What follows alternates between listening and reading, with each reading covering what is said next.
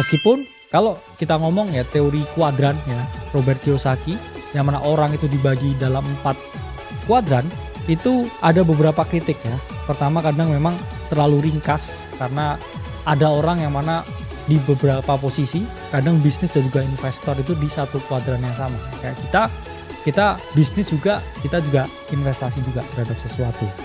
Kadang ya yang dilihat juga terasa ya itu anti dengan yang namanya karyawan. Padahal banyak juga ya karyawan yang dapat kekayaan gede lewat saham perusahaannya.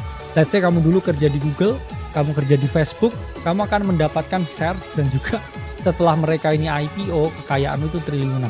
Saya punya sahabat yang mana beliau dulu adalah salah satu pekerja awal ya di Google. Oke, lalu dia keluar dari Google. Ketika udah pensiun, ya, orang Indonesia ini dia punya kekayaan ya dari saham Google-nya itu sampai 2 triliun rupiah.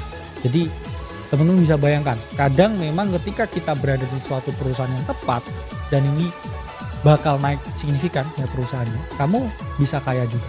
Lalu ya kredibilitas dari penulis dipertanyakan, dan terakhir ya kadang ada beberapa kisah gagal juga ya di kuadran tertentu. Banyak investor yang akhirnya rungkat ya. Banyak juga pembisnis ya yang mana juga tidak berhasil mengembangkan bisnisnya. Jadi di sini saya ngomong nggak ada sesuatu itu yang selalu win-win. Saya juga mulai dari employee, kemudian self-employed, ya bisnis, investor. Ya hampir semua kuadran ini pernah saya jalani atau juga saya jalani secara bersamaan. Karena saya juga punya saham di suatu company, di situ pun saya juga digaji sebagai direksi.